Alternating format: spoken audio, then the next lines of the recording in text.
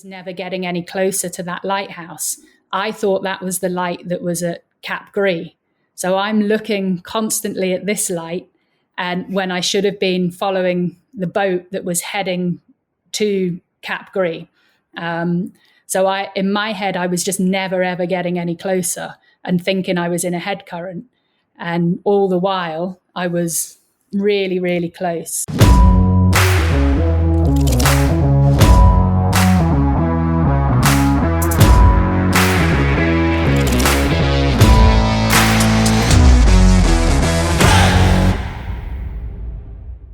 I suppose the best place to start is, how did you get into these sort of epic adventures? What sort of really triggered it for you? I think so. I've always been super sporty from a young age. I've always swam. I've always ran. When I was 4 years old, I was thrown into a swimming pool and swam 5,000 meters on my 4th birthday. So I think I would be lying to people if I said it isn't something that I've always had a passion for and done in terms of endurance type activities, because swimming 5,000 meters when you're 4 is probably very similar to the types of things I do now as a grown adult. But I did take quite a break from sport between school and university and after that. And really, I only got back into big endurance type events after I had been sick.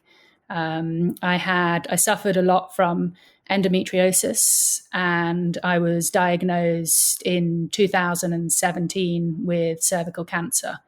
And I wanted to do something while I was recovering. I wanted to be able to have a goal and a target, and it needed to be something crazy. It needed to be something that really challenged, that I was challenging myself. It couldn't be something that I had done previously, like triathlons or an Ironman. And that's meant with no disrespect to, because an Ironman is crazy.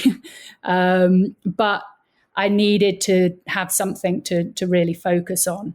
And I think for us, it was, I wanted to have something that nobody had ever done before. And my husband and I, we were just chatting about, what could I do? What haven't I done? What have I always wanted to do? I've always wanted to swim the Channel, but people have done that before. I've lived in Chamonix part of the year. I want to climb Mont Blanc, but people have done that. And then Carl basically said, well, why don't you just do them both and cycle in between? And I think for me, that's really where this Sea to Summit journey started from. Yeah, I have to confess, your Sea to Summit, I think I really wanted to do it a couple of years ago, and I sort of had other things sort of pending, but it looks like such an epic trip, to swim the Channel. I mean, sure, I imagine for you it was incredible and also incredibly challenging at the same time. Did you find, because you sort of build yourself up, and you obviously, like you said, the cycling in between was a sort of afterthought. Did you think, was the cycling just as hard as the swimming and the climb? It was. In fact, it was, for me, probably the hardest part. I went into it thinking, as crazy as it sounds, I went into it thinking the cycle was going to be my recovery, that I'll swim across the Channel, and then I'll have 900K to recover on my bike, because it wasn't about speed. Yes, I had a limit that I wanted to do it in, but it wasn't about speed on the bike. But in actual fact, it turned out to be hell on earth, the bike, because a lot of it was in the dark, in the middle of the night. I was cycling down a lot of canals on my own, imagining all sorts of things coming out of the trees and grabbing me. Yeah, it wasn't, I didn't love the ride. Do you think that was because you might have sort of underestimated it? You sort of, because you'd always wanted to do the swim, you'd always wanted to do the climb, and the cycling was sort of an afterthought. And so your mindset was very much in those two bits, those two components. And then suddenly the cycling was very much like, oh yeah, I'll just cycle, it's fine, and we'll see how it goes. I always find when you underestimate something, then that's when it... Yeah, it's probably very true. I think in my head, I hadn't underestimated it because I had done a run of it before. So I did recce the whole bike route so that I knew exactly where I was going to go. I knew, what my average speed would be. And I tried to keep it very real, but I hadn't just got out of the swim. And I was doing it in the recce during the day because I hadn't ever planned to start the swim at night. And because of the way the weather turned out, I had to start the swim leg across the channel at, I think it was 6:00. So it meant my whole swim was in the dark. So then my plan turned on its head a little bit because once I get out of the swim, I had to rest. And then I was effectively getting back on the bike in the dark. And I hadn't factored that doing everything through the night really into the plan. So maybe, yeah, I underestimated that bit. It was interesting you said, did you think that your diagnosis in cancer was a sort of trigger? I always find, well, you always hear stories. One that comes to mind is Lance Armstrong, but I know people sort of close to me who were sort of diagnosed and they sort of hit a switch in their mind that suddenly they suddenly want to live. They sort of feel like they've been just ticking things over in their heads. And then suddenly they have this diagnosis and sort of propels what they'd sort of been putting off for so long to the forefront of what they want to do. Was that similar to what you had? In some ways, yes. But I think for me, it's more about my coping strategy. Okay. At any point in my life where there's been something where I'm faced with head on with a challenge, or I'm faced with something that pushes me, that makes me think, I then always counteract that with doing something more, if that makes sense. So I had this diagnosis and I knew that I wouldn't let that define me and that I needed to prove to myself more than anyone. I don't really ever feel like I have to prove anything to anybody else, but I have this something instilled within me that I have to face things head on and I have to beat whatever it is. And I've always had that. I think that's something that I've just been born with.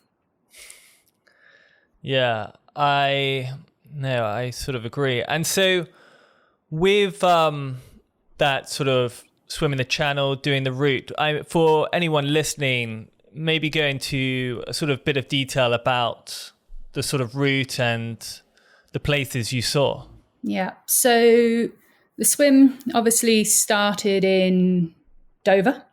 So the swim across the channel is from Dover to Calais.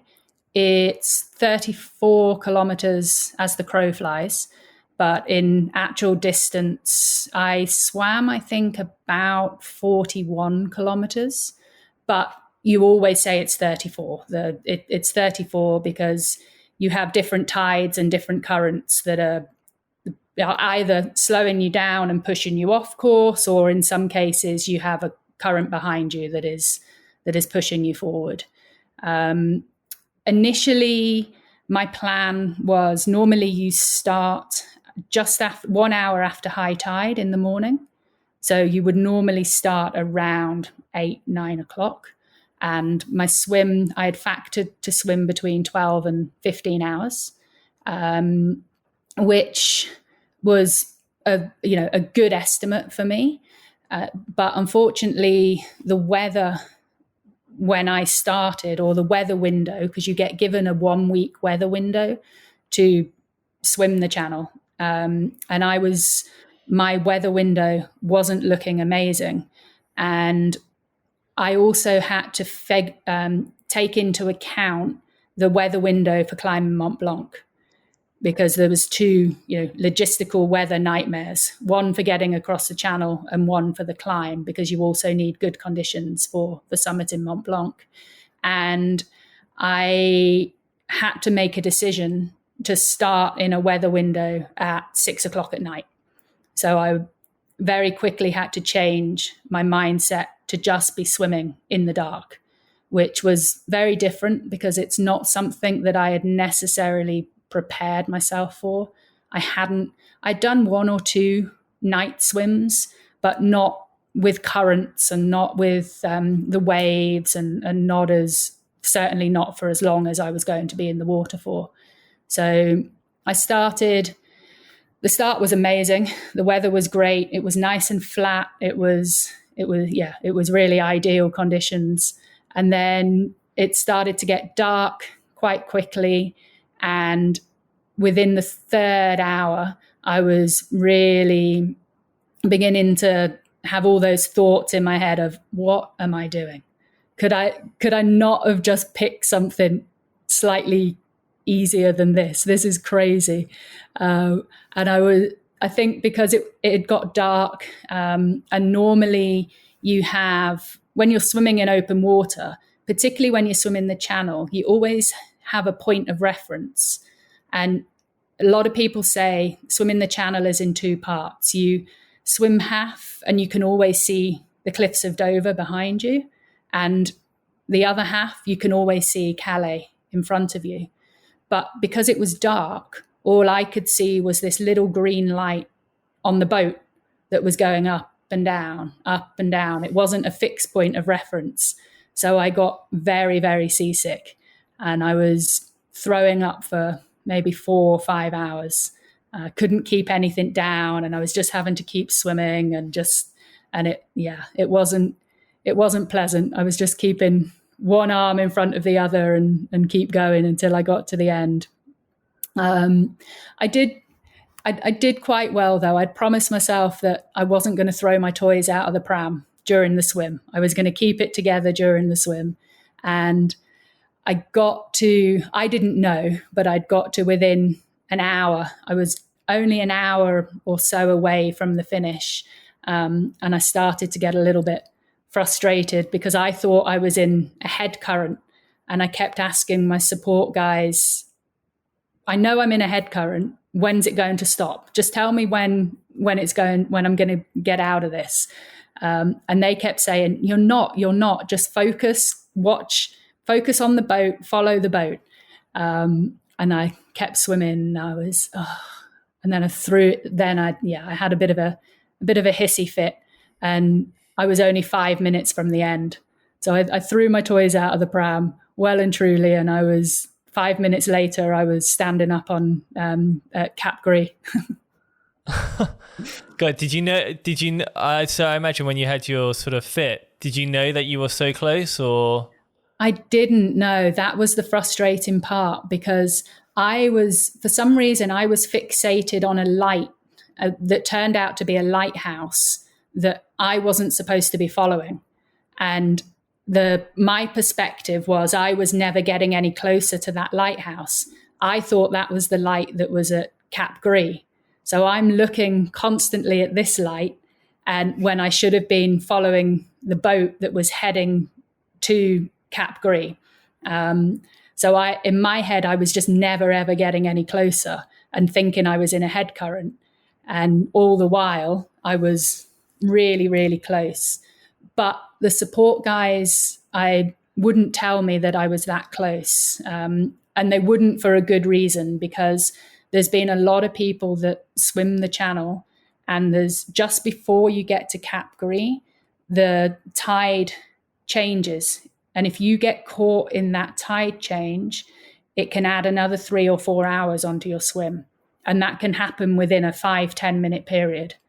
So all they were concentrating on was telling me to keep my head down, just keep swimming, because I was within 5 minutes of hitting that tide change, and then it could have been another 3-4 hour swim for me. So I was so close, but it could have been so far if I'd have kept putting my head up and moaning constantly, then it would have been a different story. So you finished that at sort of 5-6 in the morning? Yeah, it was 5. It was just after 5, because the swim in the end took me 10 hours 57, which was faster than I thought I was going to swim, which was good.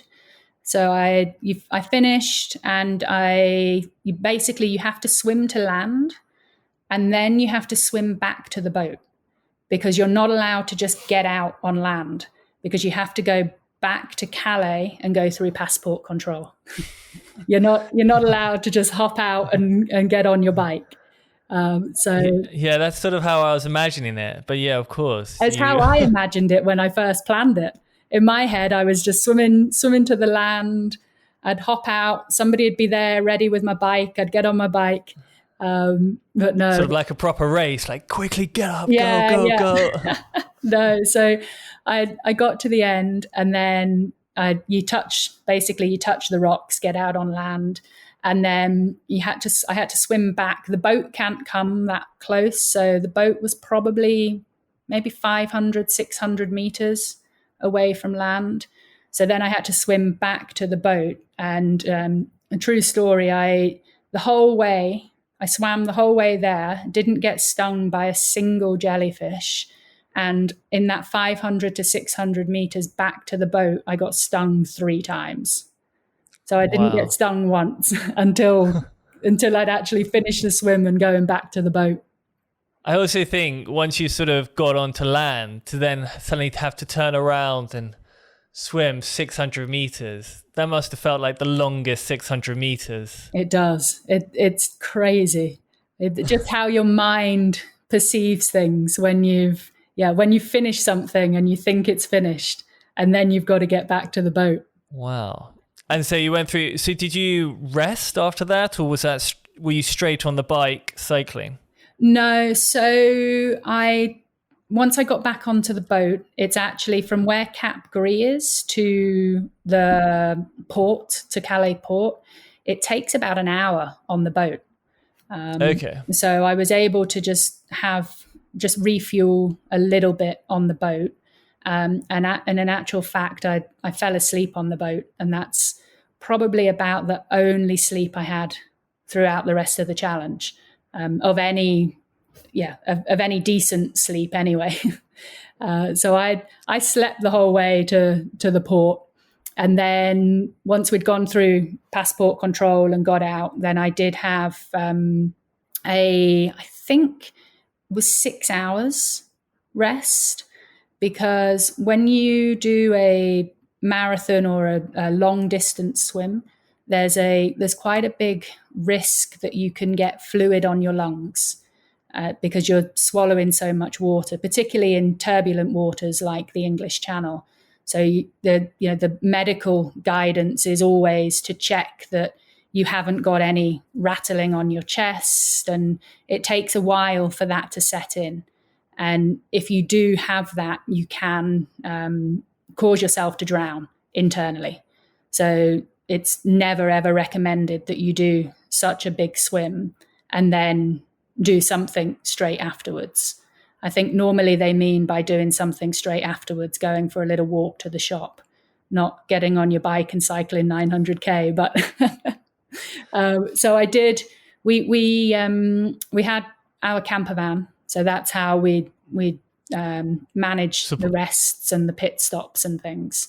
So I got in the camper van, had some food, rested, and then 6 hours later, I was up and on the bike. So was it just you and your husband sort of supporting each other, or was there a big team around it?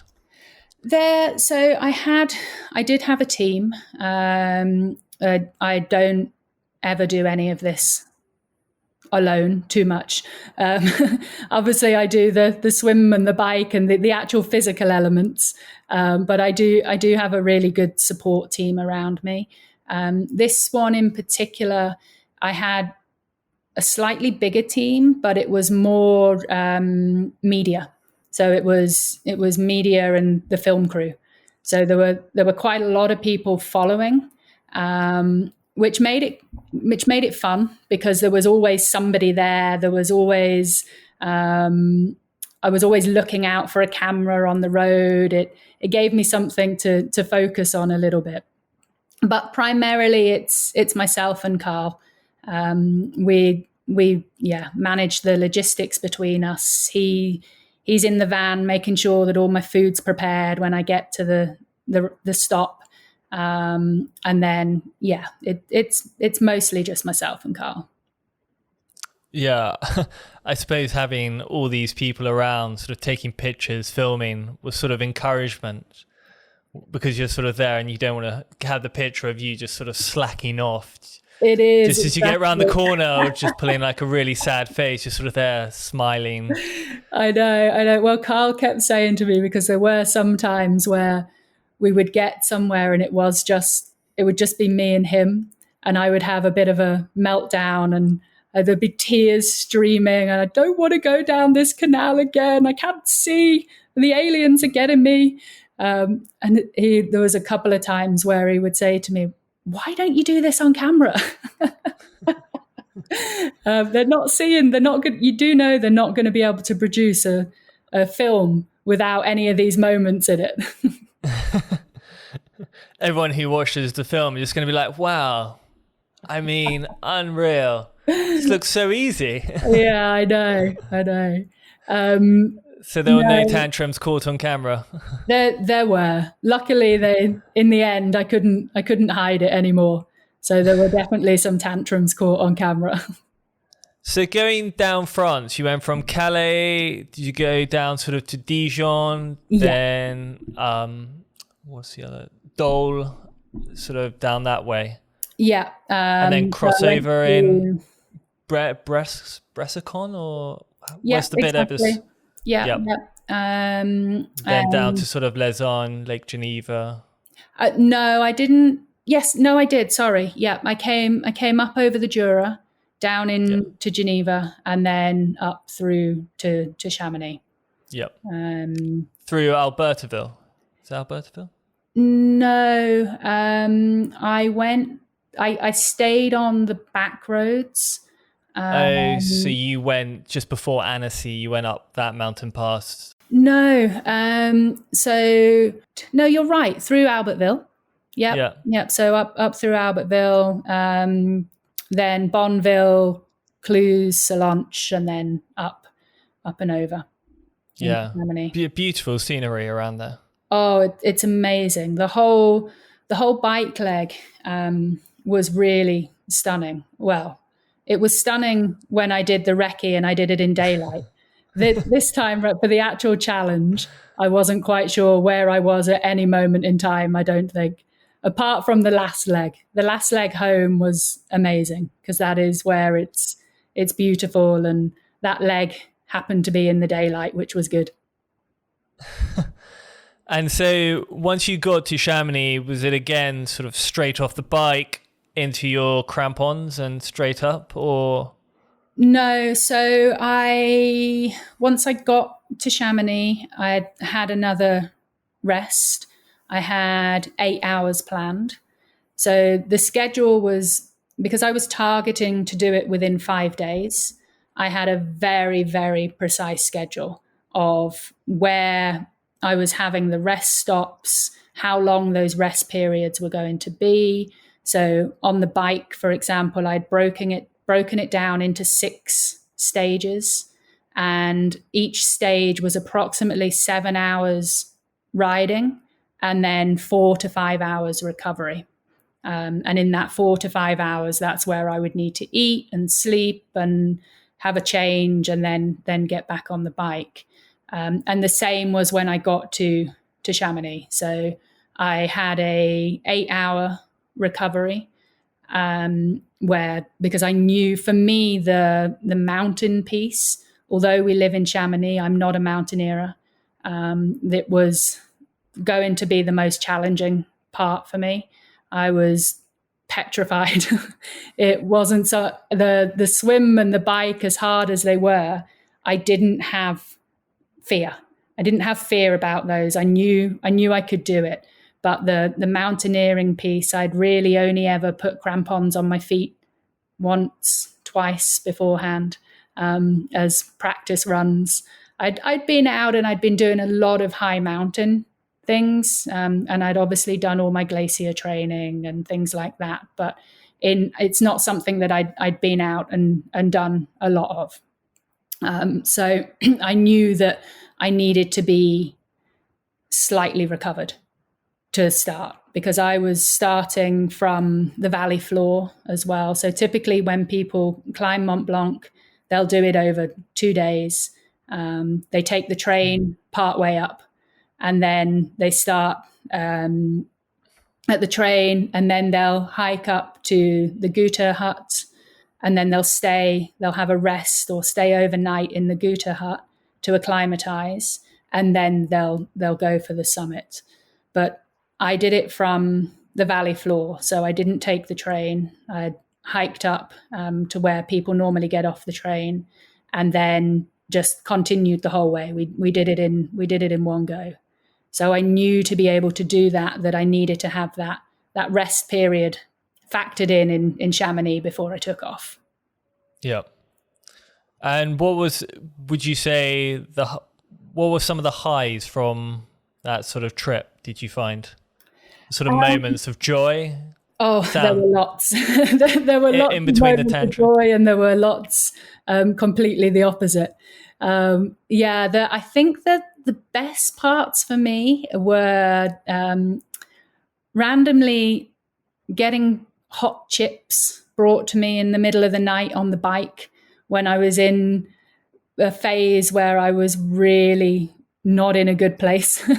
I'd just come off one of the canals and I was hungry and cold, and a colleague of mine who had amazing was supporting on route, just in terms of watching and driving along. He appeared out of nowhere in the middle of France at 1:00 in the morning with a portion of hot chips. That was definitely one of the biggest highlights on the bike. Also, I think along that theme, it's just the amazing support that I had from people during. My parents, they were there, and they were following along in the car, getting lost all the time, and so some of that was quite funny. And just getting messages of encouragement from people along the way. And then on the climb in particular, for me, there's a part that I was dreading, and that was going across the Grand Couloir, where there's just a very short section where there's a lot of, it's quite renowned if you look it up when you summit in Mont Blanc, but where it can be quite dangerous because there's a lot of rock fall. And I'd never been across there. So getting across there was an absolute relief. Once I got across there, I knew I'd be able to make it to the summit. So that was a huge, huge highlight.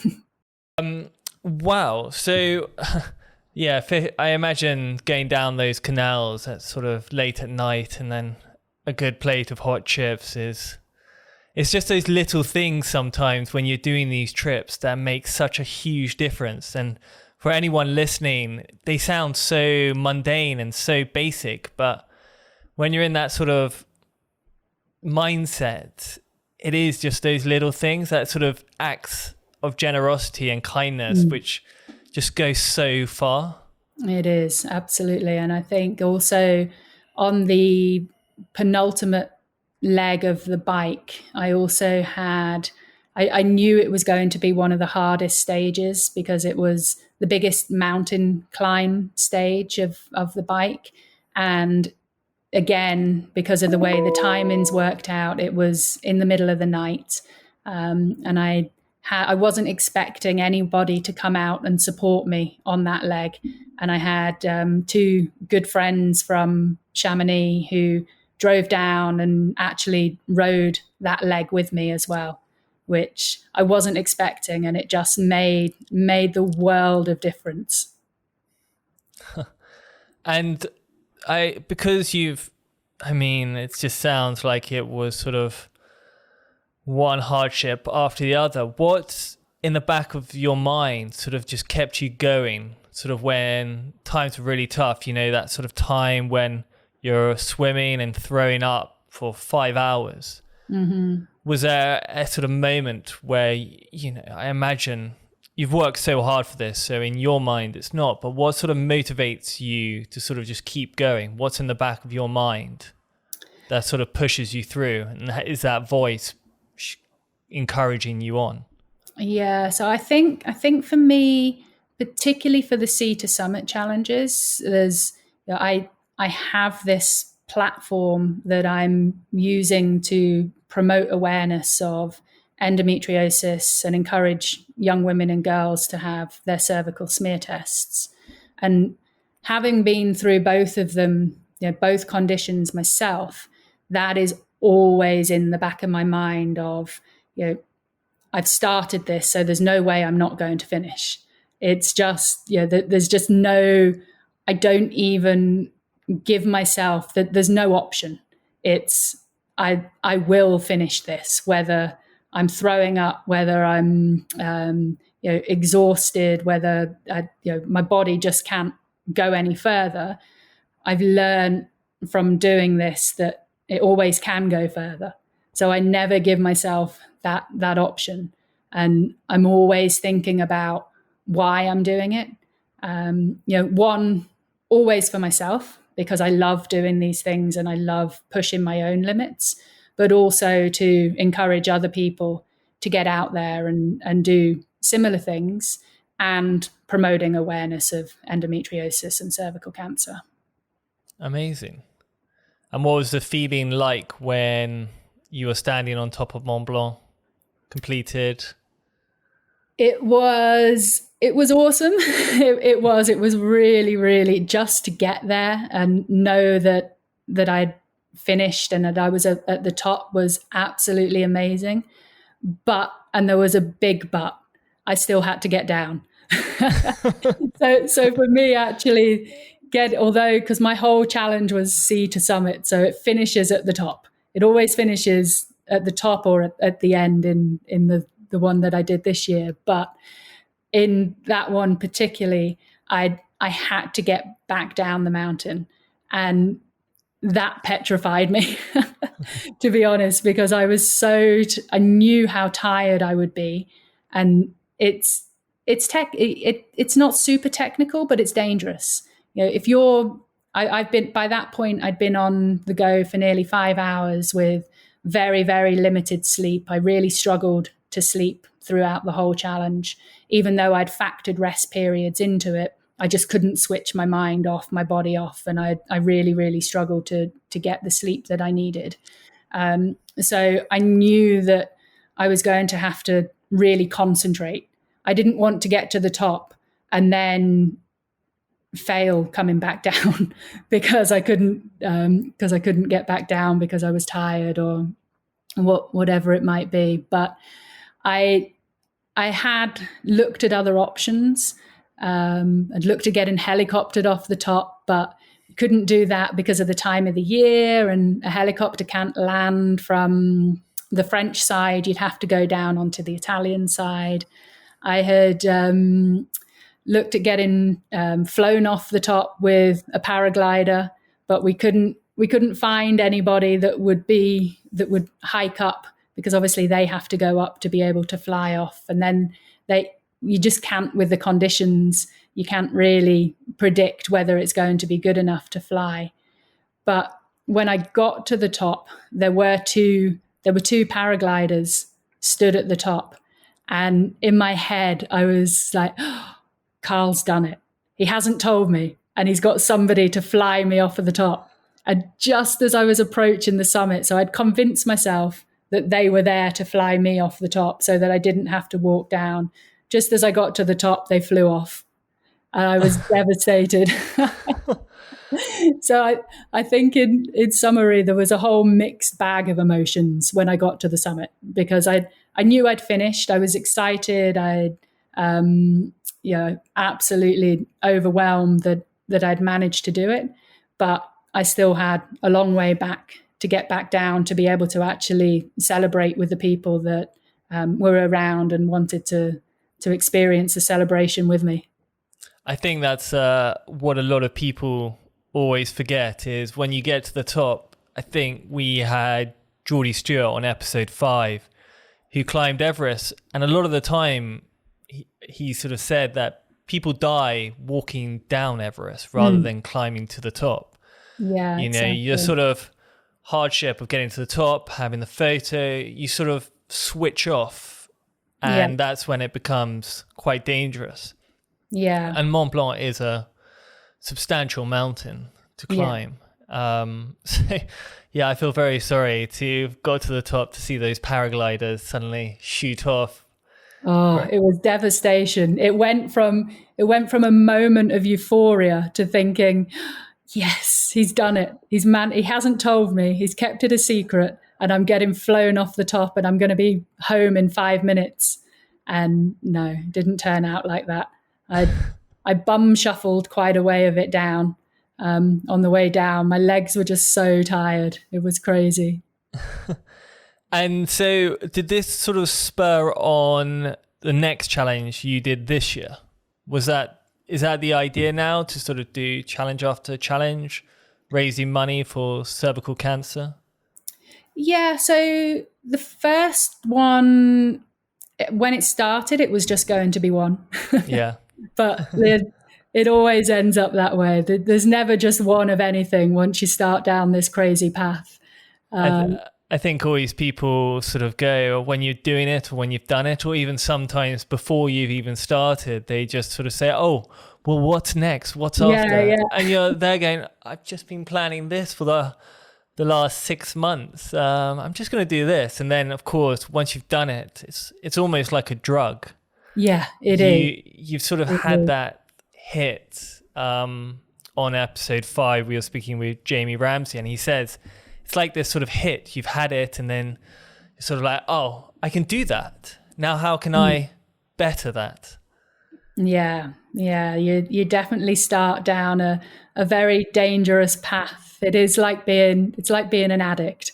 Definitely. You're an addict to this endurance feeling, this euphoria of completing something and pushing past what you perceive your limits to be then, and then knowing that you've done that, and then wanting to push further and wanting to do more. I think it's there's definitely an addiction there for sure. And I finished the first one, and I guess in the back of my mind, I knew there would be something else. There was no way I would be able to just sit back and relax and think, oh, it's done. That's it. I've created my platform. I've done what I wanted to do. There was always going to be something else. So, and it didn't take very long. It was probably about a month after that I was already busy planning the next one. But so this year, though, the plans they changed quite significantly from what they were supposed to be, because obviously 2020 being the year that it is, I don't think anyone's plans have worked out the way that they hoped or wanted them to. Yeah. So my initial challenge this year, I was supposed to be doing what was called the 3 lakes.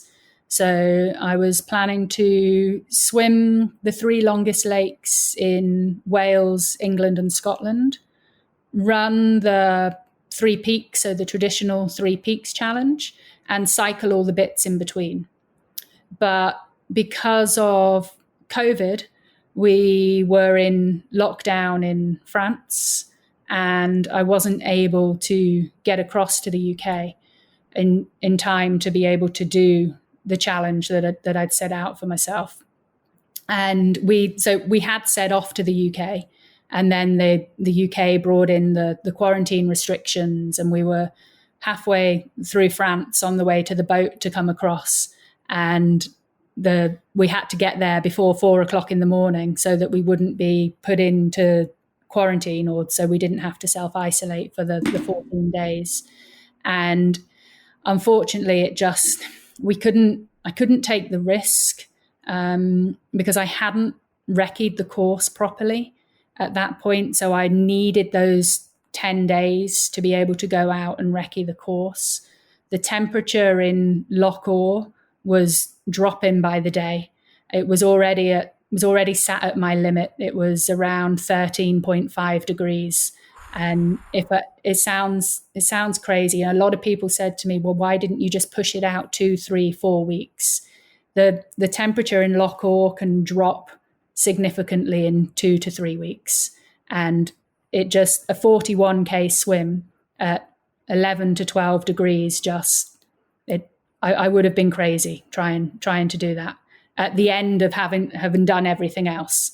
I'm all about challenging and pushing myself, but I have safety limits. And that would have been beyond my safety limits. You wear a wetsuit though when you do this. I do, yes. I mean, even still, I jumped into 12 degrees a few weeks back, and yeah, it's pretty fresh, eh? It certainly wakes you up. Let's say that. Yeah. I made the decision quite early on when I started these things that I was going to wear a wetsuit. I swim in the open water swimming community. It took a while for people to really embrace the whole I'm wearing a wetsuit thing, but because I have so much, there's a lot more to it than just swimming. And I need to make sure that I'm not hypothermic, that I'm able to get on the bike, and also I can't afford to put on as much body fat as some of the other open water swimmers do when they're setting out on a big open water adventure.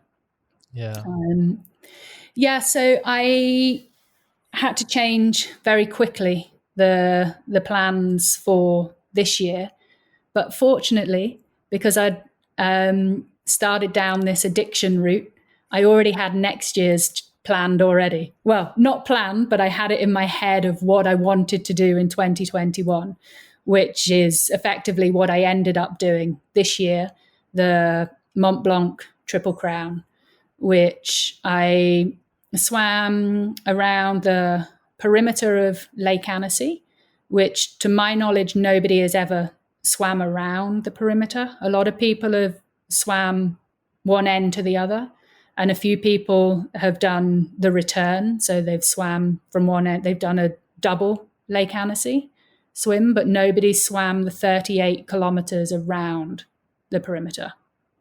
So I started with that swim, and then I rode the Tour Du Mont Blanc. So it's quite a famous bike ride around Mont Blanc. It's short in terms of distance compared to what I've done previously. So the bike itself is only 330 kilometers, but it has 12,000 meters of climbing. You basically spend your whole time climbing and hurting and suffering. So then I rode that, and then I ran the Ultra-Trail Du Mont Blanc, which is well regarded as possibly one of the hardest trail runs in the world. It's 170 kilometers with approximately about 12,000 meters of climbing again. So it's pretty significant. So in terms of preparing for these expeditions, what's the sort of training program you sort of go through? Because to do something like your triathlon along the canal, sorry, along the channel and then cycle 900. I mean, were you training 9 months, 6 months, 2 years, a year beforehand to get in Yeah, shape, to get yeah. prepared? So I think for me, yeah, I have a really strong base level of fitness. I've always had that. I've always been doing. I'm always training, regardless of what I'm training for. I'm always doing something. I'm always out and training. But specifically when I'm doing a challenge, I would normally set myself a program 6 months out. So I'd have a dedicated program. So I know exactly how much I'm going to swim in each week. I know what that cycle will look like for the month. And likewise with the bike and the climb, I know how many Ks I need to get in on the bike to make sure that I'm prepared for the challenge. I think, yeah, again, it's about, for me, although I have a time frame, everything seems to have come to this 5 days. It seems to be a theme that I've come up with now. But although I have that time frame, it's not about going fast. It's very strategically planned. So it's strategically planned around having, my energy systems in the right place so that I can keep moving forward, that I'm not totally drained, that I don't have to have more rest than I planned for. So there's a lot more. A lot of the preparation and training for me is more around energy efficiency, making sure that my body is using the fuel that I give it along the way, and making sure that the logistics are planned to the second. I spend a lot more time planning my logistics and my nutrition intake than I do planning my training. The training for me is the easy part. That's the bit that I know I can do. I'm fit. I can, as long as I'm fueled, as long as I've got a really, really nailed plan and goals from getting from A to B and know what I'm going to do, then that's extremely important for me to have in place. You had quite an interesting story on your website about pasta parties before your events, and then finding out you were you had celiac. Celiac, yeah. So as a young girl growing up in the swimming world, I competed at a reasonably high standard, and I would always, before a competition, you're told to pasta load, carb load, eat pasta, eat pizza, eat anything that you can get your hands on that is high in carbs. But unbeknown to me and my family, I do have celiac disease, and so I was always carb loading and never understanding why, once I got to a competition, that I was sick.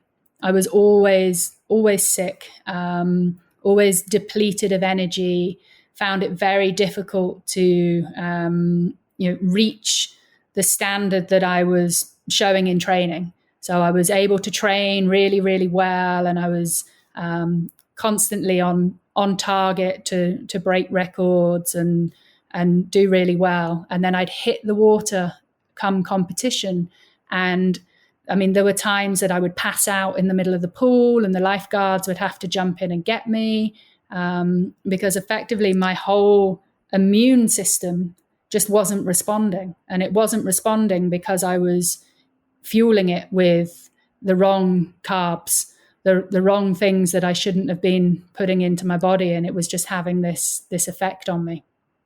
Yeah. And it wasn't for quite a long time afterwards that we realized that that's the effect that it was having on me. Yeah, I think it takes a while to sort of work these things out. Yeah, absolutely. Not quite on the same level as what you had, but yeah, growing up, you're always so used to all these products that everyone has, everyone takes, and then you have them, but you always feel slightly off. And it's probably Yeah. only later in life you work it out and you're like, don't think that suits me very well. Yeah, no, absolutely, and that's exactly what was happening, and it's very hard, when you're, well, even as an adult, if you're being told that this is the right thing for you to take, that this is what you need to do, but it just doesn't agree with you. I think everyone is extremely individual and unique in what you need to be able to fuel you to do things. I mean, that's an incredible story. But there's a part of the show where we ask the same 5 questions to each guest Okay. each week. And so on your sort of trips and expeditions, what's the one thing while you're swimming, cycling, or hiking do you crave? Which bizarre thing do you sort of crave, which other people might be like, that's weird? Chicken nuggets. Unfortunately, and I don't know where it comes from. I don't have it in any other part of my life. I never eat chicken nuggets ever. But when I'm doing these things, whether it's the Sea to Summit challenges, whether it's an Ironman, whatever it might be, I get this overwhelming craving for chicken nuggets. And I don't know where it's came from, but it's there now, and I can never get it out of my head. Did you have a favorite adventure book? Oh, probably Born to Run is still, it's not specifically adventure per se, but it's one of the most motivating and inspiring books that I've read more than once. Oh, wow. Yeah, I still need to finish it. As I was saying on one of my episodes, I was reading it before I did one of my runs, got halfway through, did my run, and then after that, I sort of washed my hands of running for a few months and haven't quite got back to finishing the book, unfortunately. Oh, okay. No, I do. I think I was probably the same when I first read it. I was, that can't really happen. That can't be real. But then there's just there's a lot of inspiration that I draw from that book. Yeah. Did you have an inspirational figure growing up? I did. I think there's a few, but I don't really tend to. I'm inspired by a lot of different things.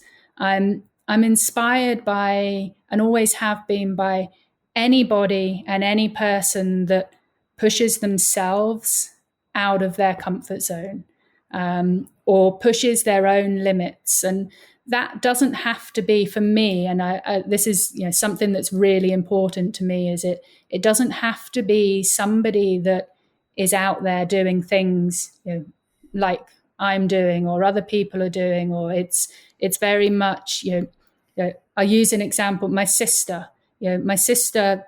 Something amazing and inspirational would be if she went out and tried to do the Couch to 5K run, for example. That would inspire me significantly, because she's pushing herself. It's not something that she's been able to do before.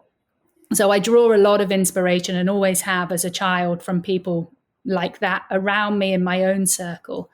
But I think in terms of public figures as I was growing up, probably Kelly Holmes, because I was always running and just seeing, in particular, a female figure who had gone through so much challenge and adversity in her life, and eventually pushing herself to get her Olympic gold medals, and just remembering watching it on the TV, and how ecstatic it was, and how amazing it brought the country together, I think, was awesome. And yeah, other people like David Attenborough, just the to give you that sense of freedom and adventure and travel. And yeah, I have a lot of different inspirations that I draw from. So I don't think there's any one specific person that I can say they were on my wall. They were the person that I was always striving to be like. Yeah, I think a lot of people have different elements and pick characteristics Yeah. from different ones. So you're not alone on that one. And do you have a favorite quote or motivational quote? Oh, there's lots of them too. I think probably for me, the one that I would use most often or that I like is every journey begins with a single step. So there's you have to start somewhere. You have to start to be able to achieve anything.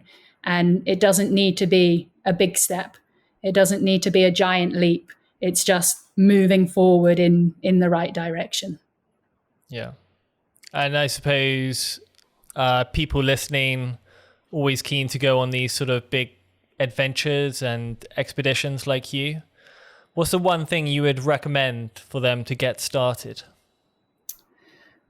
Always have a plan. Never start anything without having a plan. You can have the idea, but if you really want to succeed and you want to be able to do it, then for me it's all about planning.